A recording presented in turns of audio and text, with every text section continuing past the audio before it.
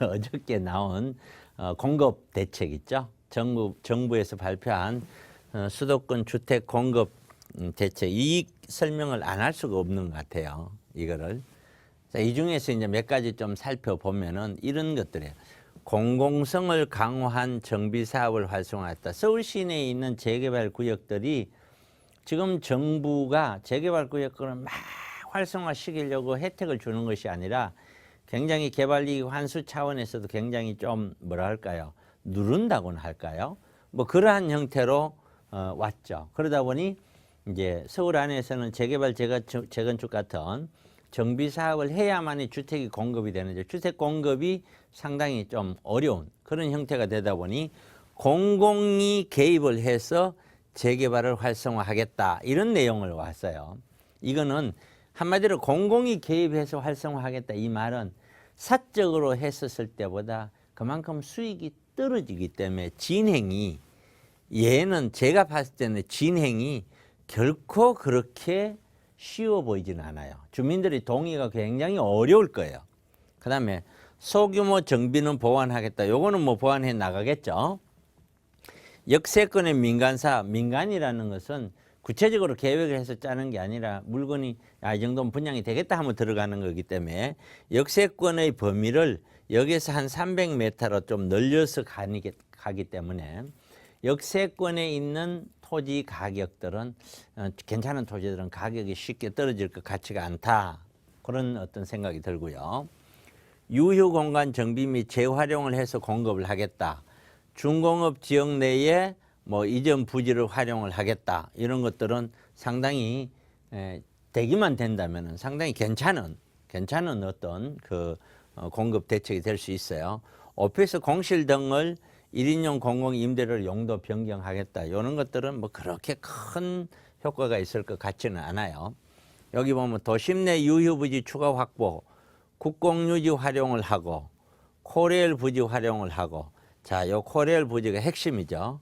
공공시설 복합화하고 사유지 개발 공공기여하고, 사실은 얘가 가장 핵심 중에 하나라고 봐야 돼요.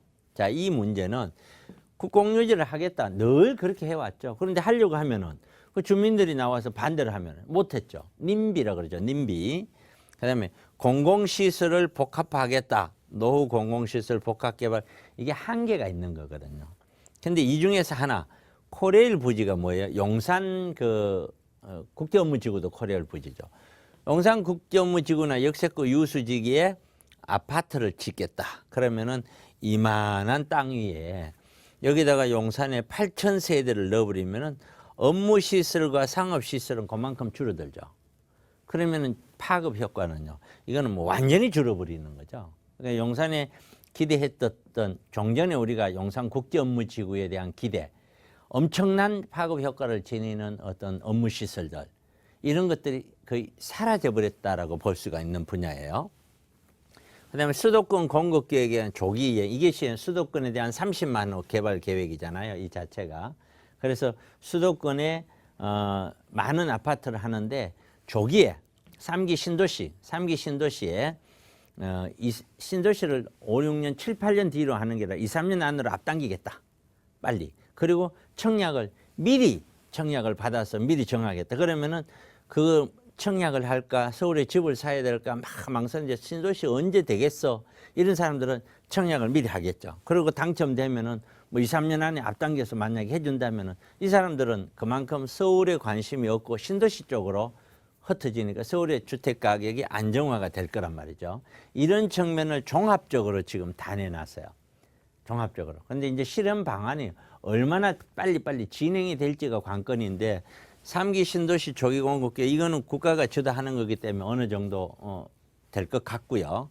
도심 내 유휴 부지가 얘가 이제 관건인데, 여기에서 얼마나 시민들이, 또 서울 시민들이 잘 협조적으로 할까, 또 그것을 정책적으로 밀고 갈까, 또 지금 여권을 그만큼 강하게 크게 여당 중심으로 지금 정권이 이렇게 잡혀 있는데 그것이 얼마나 힘을 발휘할까 하는 거는 좀 기다려 봐야 되겠죠. 그래서 종합적으로 봤었을 때 계획이라는 거는, 공급이라고 하는 거는 공급의 특성상 수요가 있고 공급이 따라가는 거예요. 그렇기 때문에 수요가 있을 때는 가격이 오르죠.